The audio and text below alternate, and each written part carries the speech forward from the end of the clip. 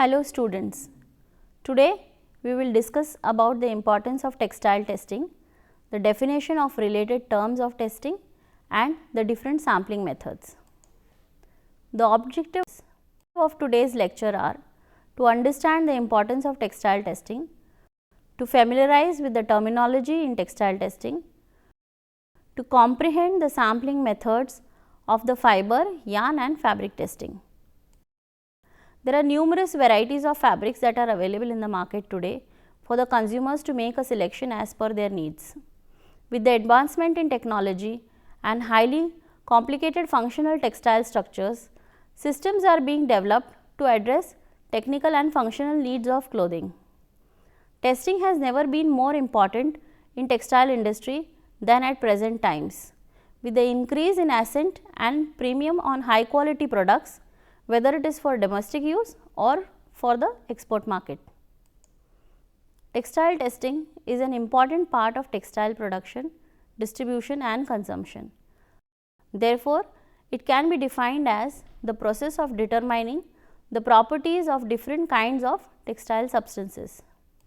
A laboratory is required to perform the textile testing with the standard testers and procedures. Because testing has to be paid for, it is essential that the operator that performs the textile tests is competent, technically qualified and so that is possible to get accurate results. The man in charge of the laboratory must be a part scientist, part technologist and a part diplomat.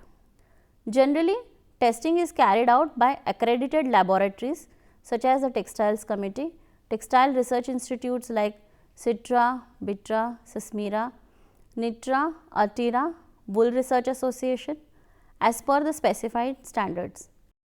This certification is valid specially for export trade.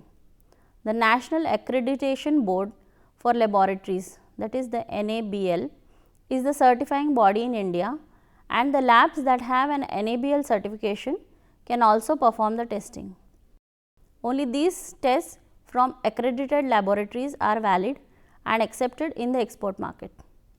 Some industries do possess some testing equipment to help in quality control during the textile production, that is their in-house testing house, because they need to control the production and they cannot afford to continuously do testing of the ongoing processes, which becomes expensive and time consuming also. Now, the importance of textile testing.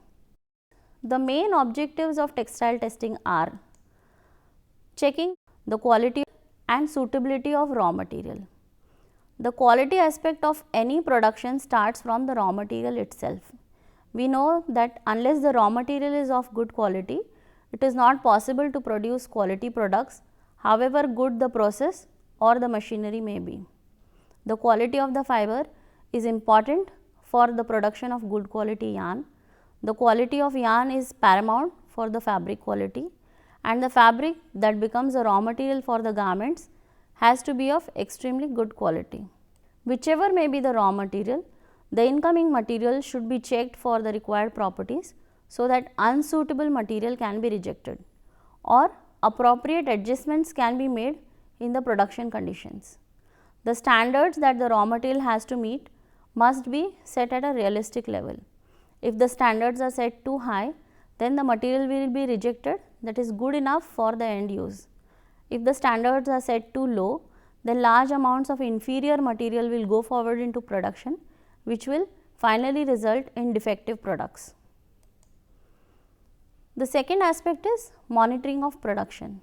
Besides careful selection of raw material, the production process should also be monitored cautiously to avoid final product rejection. Products that do not meet the specifications are not accepted both in the domestic market as well as the export markets. Testing of the samples taken from the production line is essential and often is referred as quality control. Its aim is to maintain within the known tolerance levels certain specified properties of the product at the level which they have been set. A quality of product for these purposes is defined as the one whose properties meet or exceeds the set specifications. During textile processing, such as spinning, weaving, dyeing, finishing. The textile is tested at each stage to ensure quality. In garment industries, the quality of the seams, the plackets, the pockets, etc. are evaluated while they are being made in process. It is more economical to identify and address the flaws in a product during the manufacturing stage itself rather than testing at the final stage. Besides the need to carry out the tests correctly, successful monitoring of the product also requires careful design of appropriate sampling procedures and the use of statistical analysis to make sense of all the results obtained.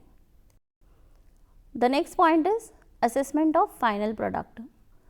The product that comes out of the industries are tested for their performance in order to provide confidence before reaching the customer. It is not possible to test all the products in the textile field, as it is time consuming, costly, and also few tests are of destructive nature, that is, the product gets damaged and cannot be used further. In some cases, selected samples are tested, and in other cases all the material is checked and the steps taken to rectify the faults finally. For instances, some qualities of fabrics are inspected for faulty places, which are then mended by skilled operatives.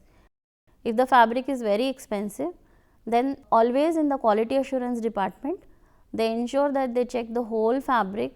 If they find any defects, then they are given to specialized darners who will mend the fault, because rejecting the fabric will cost a lot. The next point is investigation of faulty materials. Faults in production sometimes are identified during the production stage itself, and some will be seen only in the final product. The reasons for the same should be investigated, and steps to mitigate the same may be taken up and documented for future reference. Test results of some of the properties of textiles indicate the probable flaws in the final product. Identification of the stage at which these flaws appear can be detected by proper testing. Product development and research. Product development may be considered as a form of applied research. The experimental work involved may be carried out in a research institution, in pilot plants within the boundaries of the mill, or perhaps on the actual processing machinery. In each case, investigations into better, cheaper, quicker methods of manipulating fibers and yarns are made. The success achieved is often measured by the improvement in one or more characteristics of the material delivered after changing the machine design or the machine settings. The effects of blending different materials may be the aim of a particular experiment. Most trials of this nature require the testing of the material produced, and it is important to be quite clear which properties are to be measured, because testing costs a lot of money. Also, it will avoid unnecessary waste of time and energy. Specification testing. There has been a growing demand in recent years for production of textiles to meet a particular specification. Advantages claimed for the use of specifications include the prevention of deterioration in quality by manufacturers using inferior raw materials, the production of goods of known performance, and the opportunity for a manufacturer to produce exactly what is required by the customer. The third advantage assumes, of course, that the customer really knows what he wants and can frame a specification in the right way. Unfortunately, the customer always cannot explain what he wants in precise terms. This leads to a very vague specification capable of more than one interpretation, and the finished product may be unsuitable for the intended purpose. The result of the tests that are carried out are influenced by various factors such as atmospheric condition, test methods, testing instruments, and the technician's efficiency. General tests that are employed on textiles are: first, the fiber tests, identification of fibers, grading of the fibers, fiber length, strength and elongation, fineness of the fibers, maturity, etc. Generally, tests for fineness and maturity are done mostly for natural fibers only. The second are the yarn tests. They are mainly for yarn count, twist per unit length, strength, appearance, evenness and regularity of a yarn, hairiness of a yarn, etc. The third would be the fabric tests. The strength and elongation of a fabric, the width of a fabric, thickness of a fabric, number of ends and picks per inch or number of ends and picks per unit length, the count of the yarn used, fabric weight per unit length, design and construction of the cloth, air permeability, thermal properties of a fabric, stiffness of a fabric, handle or drape of a fabric, crease resistance and crease recovery, abrasion, pilling and shrinkage of a fabric. Now students, let us discuss the terminology and definitions of terms that are related to textile testing. The first and the most important term is quality. According to the International Organization for Standardization, that is the ISO, quality is ensemble of properties and characteristics of a product or a service which confer on it the capacity to satisfy expressed or implicit requirements, suitable for use or fitness for use. Now let us discuss about testing. Testing is a means of determining the capability of an item to meet specified requirements by subjecting the item to a set of physical, chemical, environmental or operating actions and conditions. Inspection. Inspection is activities such as measuring, examining, testing one or more characteristics of a product or service and comparing these with specified requirements to determine conformity. For example, end breakage study on the ring frame, looms or fabric inspection, etc. The next is quality control. The operational technique and activities used to fulfill the requirements of quality. The next definition is statistical quality control. The application of statistical techniques to control the quality. Quality assurance, QA. All those planned or systematic actions necessary to provide adequate confidence that a product or service will satisfy given requirements for quality. Control of vendors for supply of raw material, chemicals, etc. is a good example. Time management, idle time in a machine is also a part of quality assurance. Now let us understand the different terms used in sampling. Consignment.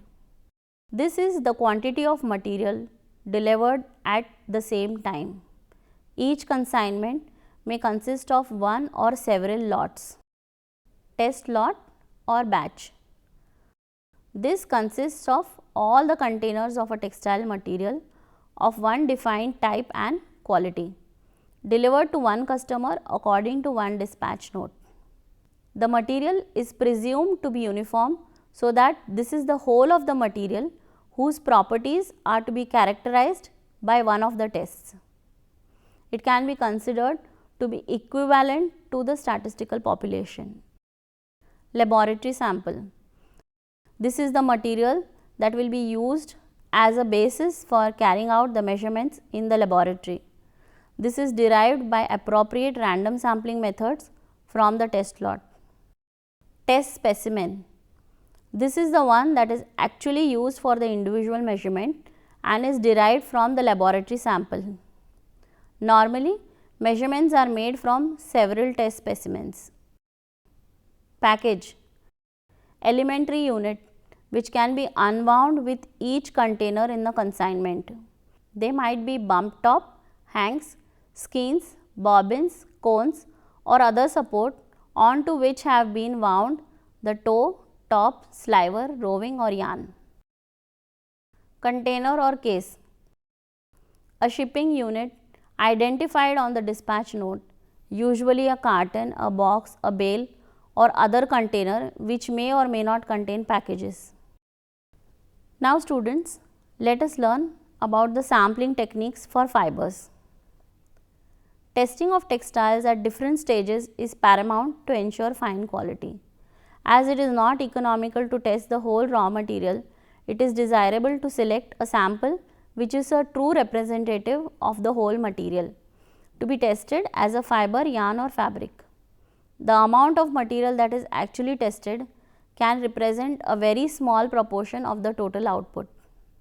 To produce an unbiased sample in which the population of the different fiber length in the sample are as same as those in the bulk, or through sampling systems of each fiber in the bale, should have an equal chance of being chosen from the sample.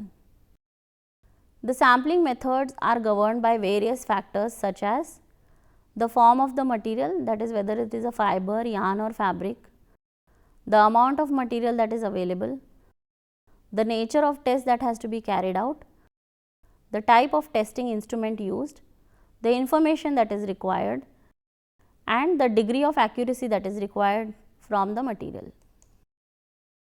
The random sampling. Within the limitations imposed for a particular cases, the underlying principle of most sampling method is that the selection of random sampling free from bias and therefore the one that will truly be representative of the population.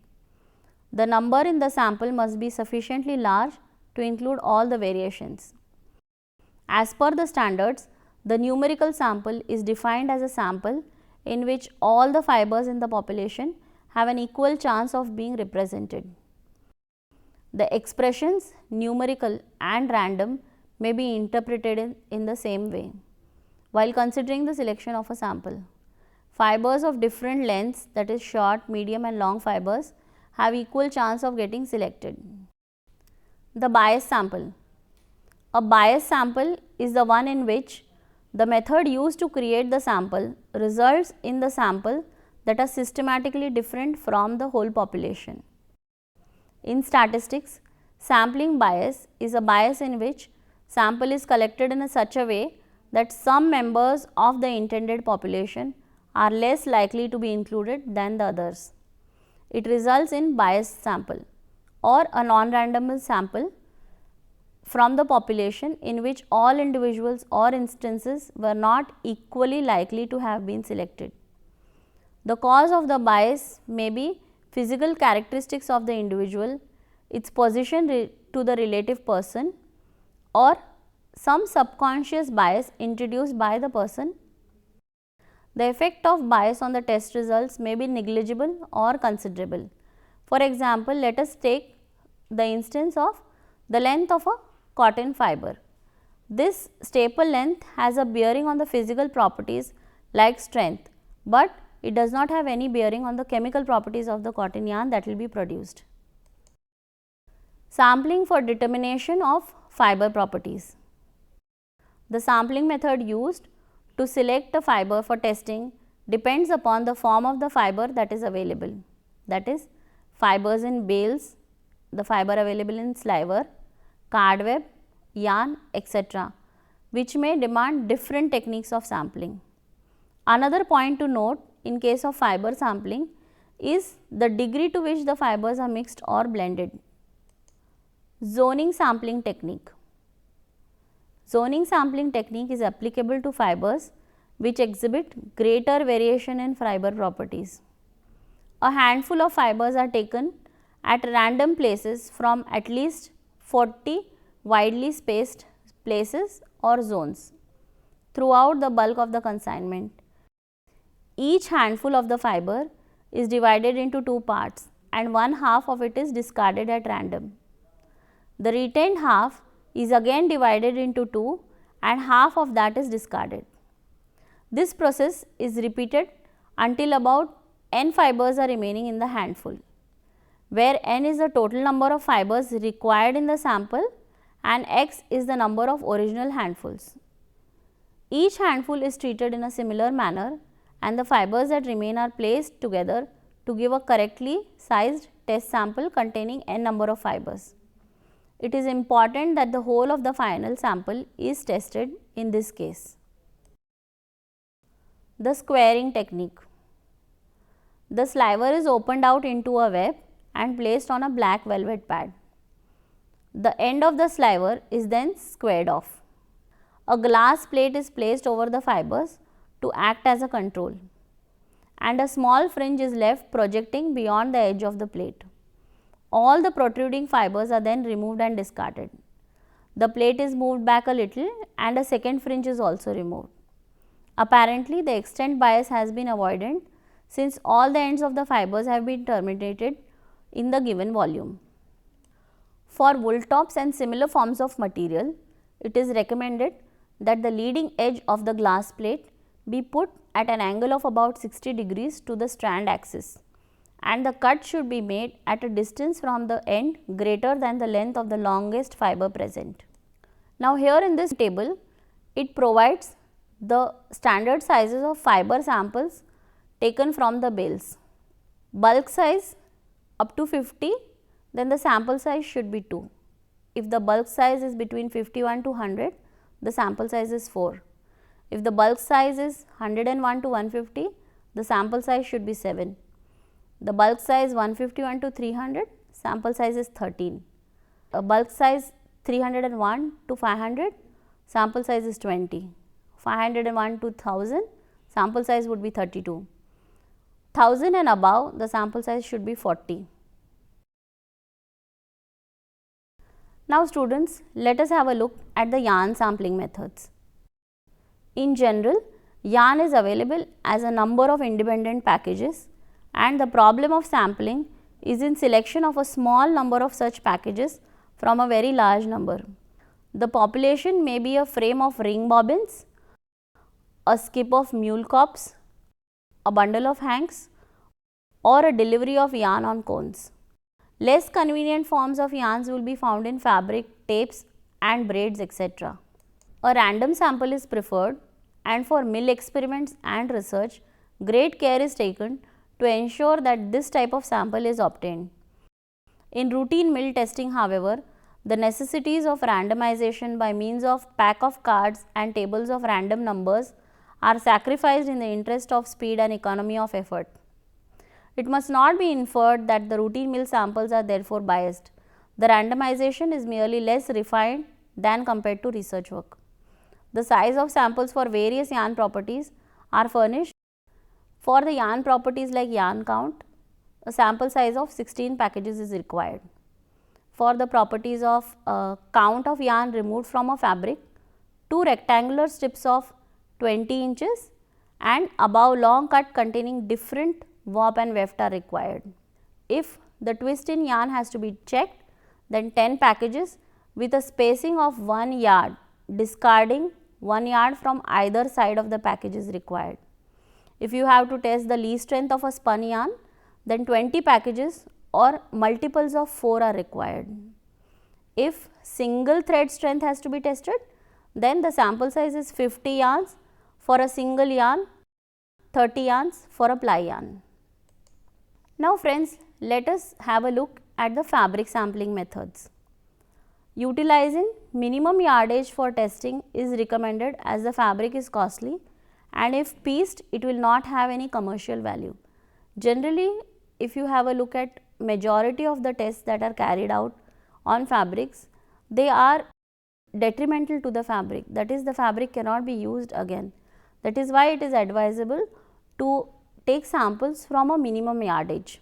The number of samples to be tested for each fabric property differs, and these are being laid down by the different standard organizations like BIS, BSI, ASTM, AATCC and ISO, etc.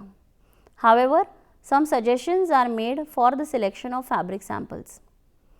The samples should be cut 2 inches away from the selvages, as the number of yarns near the selvage differ, and also the kind of strain it undergoes during the weaving is different.